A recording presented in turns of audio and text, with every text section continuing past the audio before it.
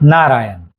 महात्मा विदुर कहते हैं कि किसी धनुर्धर के द्वारा छोड़ा हुआ बाण एक व्यक्ति या एक से अधिक व्यक्ति को मारे या न मारे या निष्फल भी जाए, मगर कोई बुद्धिमान व्यक्ति के द्वारा प्रयुक्त की गई बुद्धि एक राजा के साथ साथ संपूर्ण राष्ट्र का विनाश कर सकती है। तो यहाँ पर बाण से अधिक बुद्धि का महत्व महात्मा विदुर देते हैं।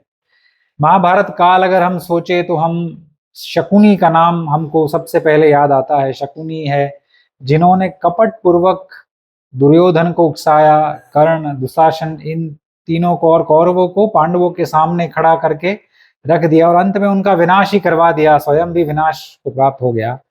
मगर सबसे पहले महाभारत में जो कपट का आरंभ हुआ है वो कनिक नाम का एक मंत्री था धृतराष्ट्र के मंत्रिमंडल में, जिन्होंने धृतराष्ट्र के मन में ईर्ष्या बहुत ही प्रबल करवा दी।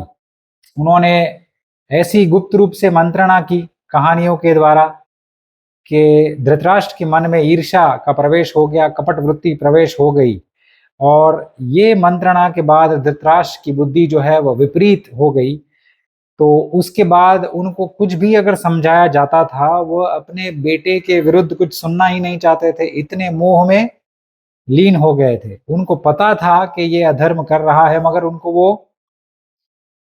रोक नहीं पा रहे थे। तो इस प्रकार एक मंत्री ने धृतराष्ट्र की बुद्धि ऐसी भटका दी कि वह विपरीत हो गई और अपने ही पुत्रों का विनाश करवा दिया उनकी आंखों के सामने।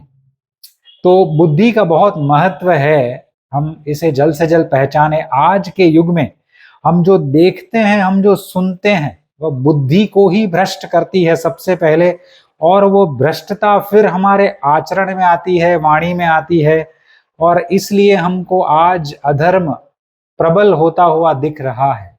तो हमको ये पहचानना है कि कौन लोग हैं, कैसे हमारी बुद्धि आंखों के द्वारा, कानों के द्वारा भ्रष्ट हो रही है, तभी ही हम इसको रोक पाएंगे। शिव शंकर प्रलयंकर।